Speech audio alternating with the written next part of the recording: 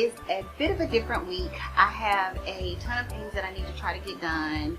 A lot of it is what I call the boring part of being in business, and that's like the bookkeeping stuff. So I am preparing to go sit down with my accountant, my CPA, so that we can get all of this stuff worked out. So the first thing, in my last vlog I did tell you guys that that's one of the things that I needed to try to get done. So that's basically what I'm doing. I'm going through all of my records, my documents, trying to make sure that I have everything that I need for her. But I did want to go over a few things with you guys today, because I did say that I was going to give you some tips and tricks. Most of this stuff is just basic common sense stuff, but I do know that for years I did taxes, and I still do for several people. But I don't do it as a profession. I never have done it as a profession. I've always wanted to know how to do it, so I went to the tax course, learned, and it was relatively simple. However, that's not something that I want to do every day on a daily basis. Now, with that being said, I know there are a ton of videos out there telling you what to do when it's tax time and this, that, and the other. I'm not going into any of that. This is just going to be very straightforward and basic. And really, your first year in business, that's all you know. What I'm going to go over is what you need, because honestly, I haven't even launched yet, and these are the things that I need to take to my accountant and to get my, to make sure that everything is okay. So I do have my notes, so I'll go over that really, really quickly. The first thing is to find the right accountant, to find the right CPA. Don't go with who's cheapest. Don't go with the most expensive person on the block either. Go to someone that you know, well, not necessarily know, but somebody that you trust. I had spoken with a couple of different people before I decided on the person that I am now with.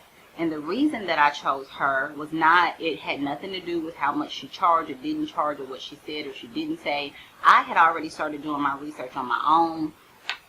So, and of course I have a little knowledge of bookkeeping and taxes and that type of thing. So when I sat down with her, the things that she said to me resonated. It wasn't about, she made me feel comfortable with her. And that is what I like. I felt as if I could trust her. And that is very important to me, because this person is going to be dealing with my money and have a lot of my personal information, not just for my business, but also in my personal life. So that was very important to me, and I recommend that for you all as well. And there's not really much more to say on that. Just find someone that you really trust, someone that's right, a good fit for you and for your business. There are some people out there that have the slightest idea about what it takes to have goods and services. They may only deal with truck drivers, and there are certain things that they may be able to write off that someone in my profession will not. So that's really the only thing on that. Just find somebody that's right for you, that's a good fit for you. Second, this is probably one of the most important things, and that is keeping good records. I will be the first to say I keep up with everything, but I am unorganized. I need to be more organized, and that is one of the things that I do plan to do better this year. I'll save receipts, but I'll forget where I put them. Not doing me any good. Or I'll try to categorize things, and then later I'm thinking, well, did I put it here or did I put it there? That's not being, that's not a good record keeper. And it's so funny because everyone around me thinks, oh, she has it together. You can always just put your hand on, they'll ask me, well, hey, I need this or I need that, and I can go to it. But I always say, oh, it's organized chaos. You have to be on top of your game, especially in the candle business, because a lot of things that people, because I didn't know it. When you go and you do your taxes, they're looking at things like how much wax do you have in relation to how much you purchase. It's still good sold, but you just have to be really organized, and you have to know what you have as far as your inventory. So that's another thing. You have to have good record keeping and a good inventory system. The accountant that I go to, she actually said, hey, you don't have to have this elaborate software system. You can just get a basic system and we plug in your numbers. This is what you spent and this is what you made. Of course, for me, I haven't officially launched, although I have had some income from the business. But, to me, that makes sense. And for a lot of us, when you're not understanding, some of the behind the scenes things, it makes it a lot easier, and again, that was another reason why I prefer the accountant that I do go to. So, that's basically it. Good record keeping, and then some type of basic software system that you can use to keep up with, what you're making and what you're spending, because that is what it's all about. It's a numbers game. Lastly, correctly classifying yourself. So when I started my business, when I was applying for licenses and all this stuff, I had done, or at least I did the research that I thought I needed to do. And I classified myself in a manner in which I thought was the best for me at that time. But it wasn't until I went to speak with my CPA and my attorney that I realized that because I have a 9-to-5, that puts me in a completely different tax bracket. So for me, classifying myself as an LLC didn't make sense. I bring this up because a lot of the videos that you see, they always talk about, oh, I got my LLC, I got my LLC. That may be right for that person, but it may not be right for you. So I just suggest that you sit down with someone and talk to someone about what it is that you're doing, what it is that you want to do, and how you can get there. Because it may be okay for you to start out as an LLC, and then you may have to reclassify, which is what I had to do. So had I not, sat down and talked to someone, I wouldn't have known. So don't just look at, what someone else is doing for their business and just automatically assume that it's going to be right for you and yours. So that's really it. That's all that I had as far as like taxes and doing taxes and being, ready for tax season. So that's pretty much it. 3 tips. Find the right accountant, keep good records, and make sure that you're classified correctly, because it's a lot easier than having to reclassify. But anyway, I am going to try to get some documents together for my CPA, and then I am going to check my candles, because I think at the beginning of the video you guys saw that I am doing a burn test, and that I think if I'm not mistaken, at the beginning of the video I was actually showing you how I did my Wickless candles. So the original footage of the candle that I wanted to do, it was stolen. We're not going to talk about that. But I did want to show you guys basically what a Wickless candle is and how you can use those to do burn tests. So I am going to go check my candles and get some of this paperwork stuff done while I have a free minute, which actually I don't have a free minute because I'll have to leave in a little bit because my son has basketball practice. So let me get busy.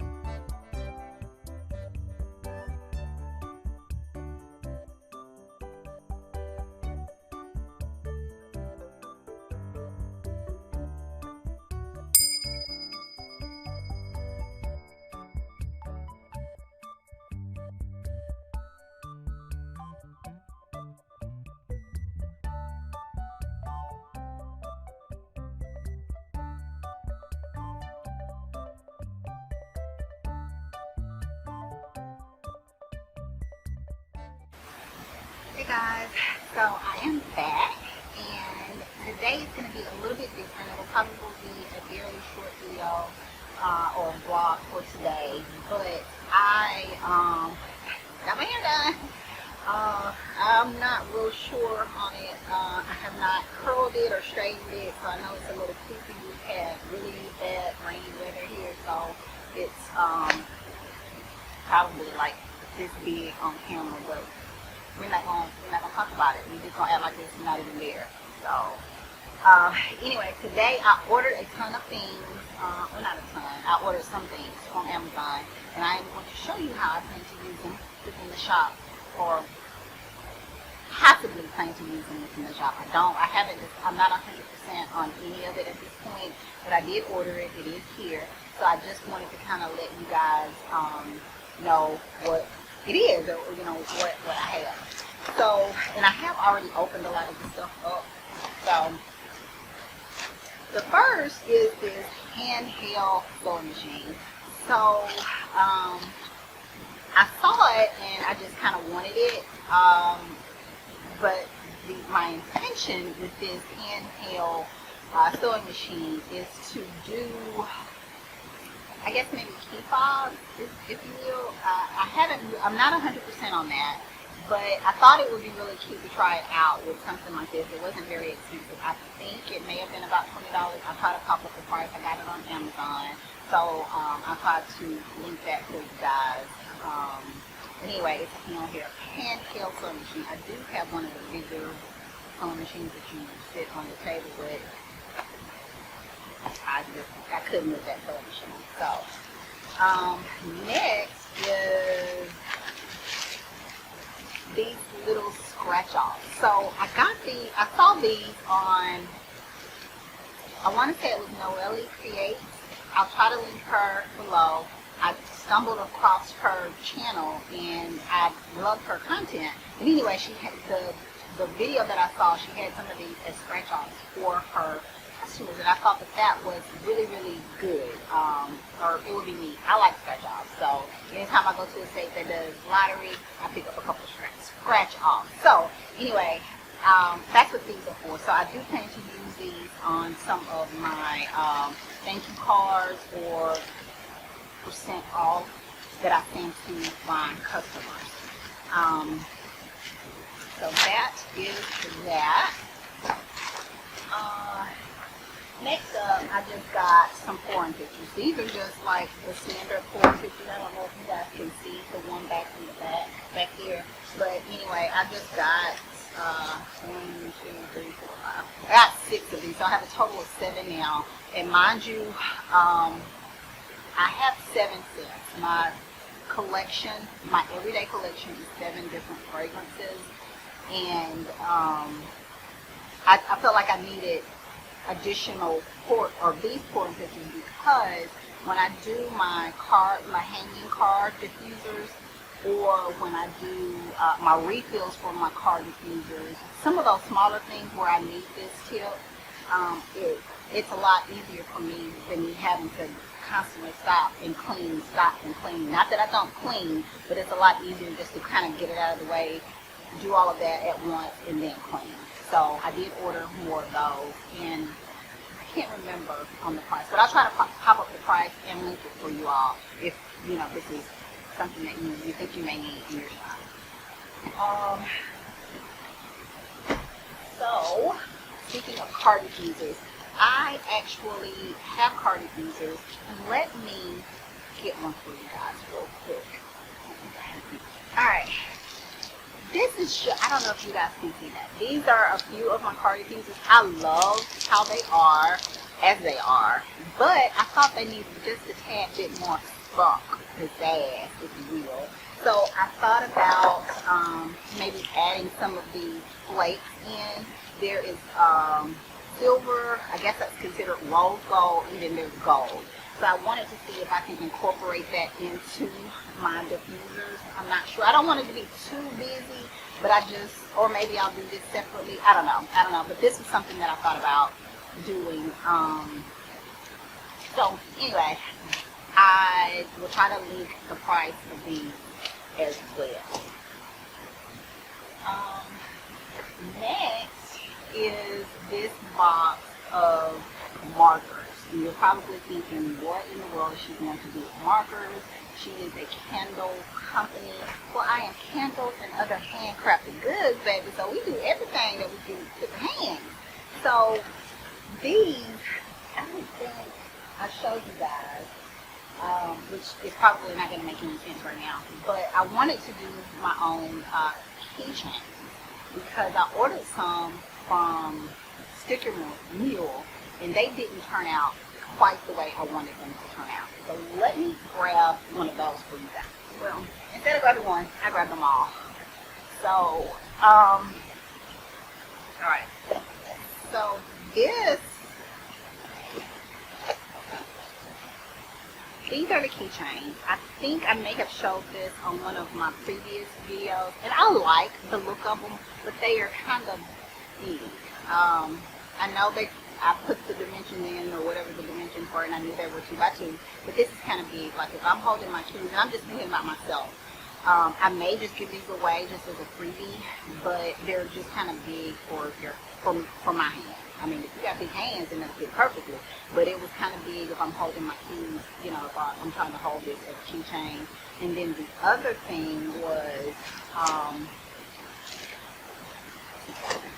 the back.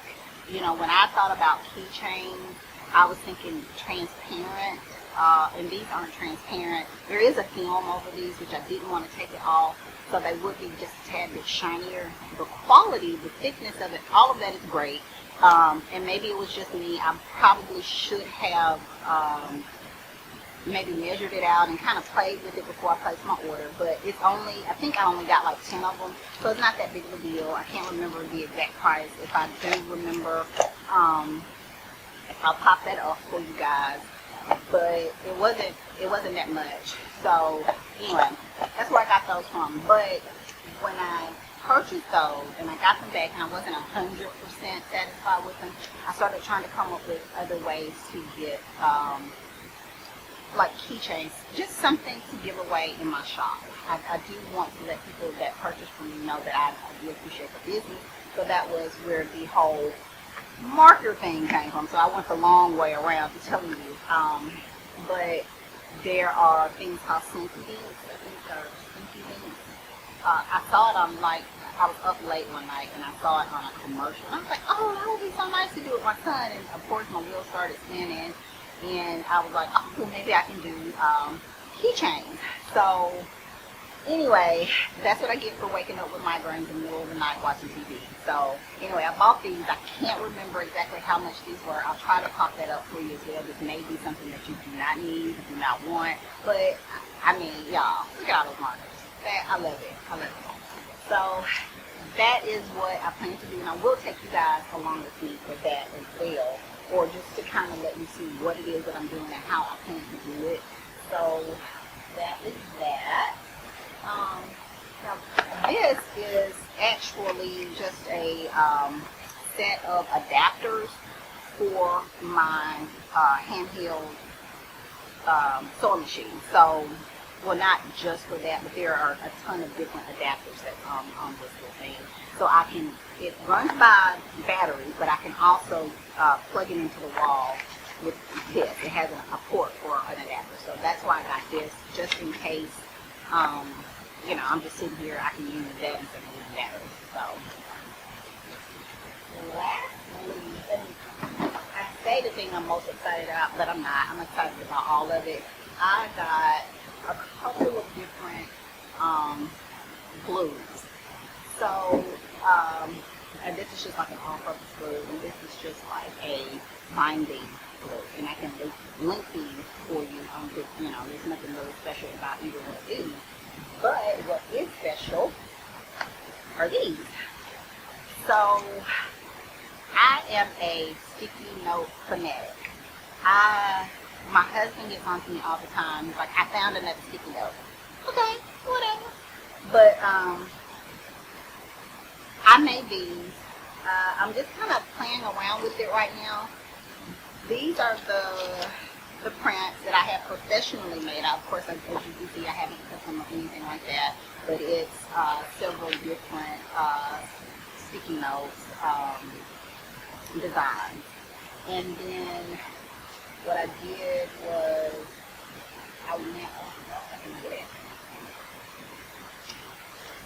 I just printed them on my computer. So I feel like the quality, and I think it is just the quality of the paper. I may need to change it, but since these are samples anyway, it's really not that big of a deal. But the quality of this paper is a lot better to me, and the color. I don't know if you guys can tell the difference in the color. This is the sample, and this is what I did at home. But to me, there was a difference in the coloring of the two. So I definitely need to recalibrate my printer here at home to see if I can get the coloring a little bit better. So that is what the glue is for. As I stated before, I am a sticky note. These are just some of the sticky notes that I have here in my, I have sticky notes for, just a ton of sticky notes. Oops. But anyway, with the sticky notes, and I don't know if you guys do this or not, or how you do it, but when I am formulating scents, I use sticky notes. So I will get, and I don't have any that's just readily available, but I will get like a mason jar, and I will use the Q-tip method, meaning I'll put a Q-tip, I'll dip the Q-tip into the fragrance that I'm thinking of formulating a candle for. I'll dip that Q-tip into that fragrance and then put that Q-tip. And I think I have a video on this, but I'll dip it into that fragrance and put it in the jar, fill it up. An hour, 2 hours, later that day, the next day, or whatever. It'll give you that aroma of what you think that candle scent or wax or whatever it is, melt or whatever you're doing, what it'll smell like. So that's typically what I do, and then I'll label it with a sticky note. For those that I decide to keep, I typically hang them here on this wall, but I took them off of this wall and I put them on a wall that's behind the camera so you can't see it. But like I said, I have sticky notes everywhere. But then from there, it also lets me know, because I keep the sticky notes, even regardless of whether I decide to make a scent or not, I keep it, and I'll put it with either. There's like 2 different sections. I know this is like one on y'all, but I'm telling y'all anyway. But the ones that I do decide to make, I put them in one section, and then those that I don't plan to make, I'll put them in another section. So when I come up with another scent, I'll automatically, instantly go to those that I decide to keep and those that I decided not to keep for whatever reason. And then I just jot little notes like, oh, scent, this scent is too strong, or this is whatever. And that way, it'll let me know that I don't have to go through that whole process again. I know it's probably antiquated, and there's a lot of other ways out there to get to the end result, but that works for me. So that was pretty much it for today. I think. Oh, I did want to tell you guys that what did I do? I actually did some more testing since the last time that we met, we talked, and I'm glad that I did do more testing, and because 2 of my scents did not burn the way that I expected. Now, mind you, I have 7 scents that actually I have about 8, 9, but I have 7 that I was testing at the time. I had a summer scent, and then I had my 6 everyday scents. I have a total of 7, but my fragrance oil hasn't come in for all of those yet. But anyway, 2 of those didn't test well. There was, and as a matter of fact, let me get those for you so you can actually see exactly what it is that I'm talking about, and I'm stressing the importance of testing. So, please hold. Okay, y'all. So, sticky note. This is my homesick scent, and I don't know if you guys can see that, but there is about, here, it didn't burn completely. There is about maybe 1/8 of an inch from the side that it didn't burn. And then this is my Oasis scent, and I don't know if you guys can tell if this is, Yeah, you can kind of see it there. Where it did not burn completely from side to side. Now, the reason that I brought that up is because testing is important. I'm not here to try to tell you or make it out to be that I'm an expert. I feel like I'm fairly new compared to a lot of other people that have been making candles. But what I do know is that had I not tested this, it could have caused tunnelling, which of course can lead to other things. But anyway, that's why it's so important whenever you get new batches of, whether it's wax or whether it's fragrance oil, or if you're testing a new wick. These are 2 cents that I know that I'll probably end up having to get up on because it's not burning from, side to side on all of my vessels. So that's one of the, and I think I mentioned this before, just in testing, I do it periodically. The amount of distance between the time that you choose to test and how I test is different, but that's just what I do. Whenever I get new batches of anything in, I do just a quick little test just to kind of see if everything is still doing what I think it should do. So that's pretty much it. Like I said, there are some things that I am considering for my shop. I know I have not launched even my candles yet, and I'm all just thinking ahead.